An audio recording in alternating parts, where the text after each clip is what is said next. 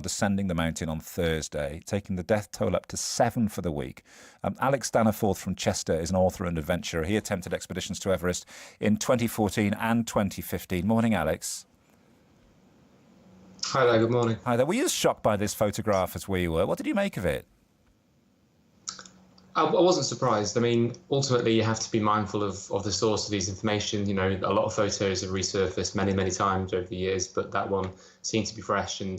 And ultimately, yeah, I mean, I think this season, I was reading on Explorer's Web that there's been a record number of climbers, and the window for the conditions was very small. So ultimately, you have a large number of people compressed into a very small window on a very big mountain, which can't actually handle that many people on a small route, and inevitably in an environment like that, you know, there are going to be queues. There are people going to be, you know, held up, as would be on the underground in London, you know. But ultimately, you're in a lot more dangerous place to be, you know, moving slowly, exposed to the altitude, really.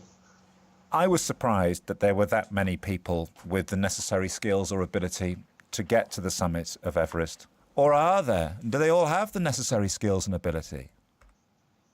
Well, I don't think it's fair to judge that. I mean, essentially, amongst that group of people, there would be many experienced climbers, and you know, and expedition leaders. I mean, ultimately, you do have the full roulette. You have the kind of, you know, the well-respected, well-experienced expedition operators that are taking care of themselves. They have climbers that have been there with the adequate years of prior experience, and then you have people that will ultimately do no regulation, no vetting, and will just take anybody that is willing to pay the bill.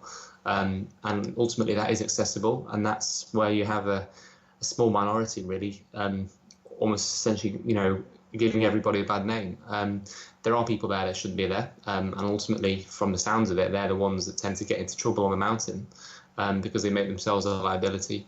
But again, I'm not there this year. I haven't been to 8,000 meters, so I can't speak from experience. But ultimately, I know a lot of the you know, the good operators, the good expeditions, who have that safety in place, will try and avoid the kind of cheaper operators because of the risks they pose. They don't feel able to keep themselves safe. And ultimately, you know, Everest will still be the highest peak in the world. It will still be a massive achievement. I don't think that is diminished by the number of people that achieve it. Same with a gold medal. The same work can go into it. However, it is more accessible to the people that are trying to cut corners.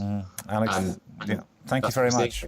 Bit of a delay on the line, but thank you very much, Alex Staniforth, on that. So there's a little bit of this in the papers today, the follow-ups to yesterday's big photo for many of them, but the front pages and, again, you know, 8, 9, 10, 11 pages inside, all about the departure of Theresa May.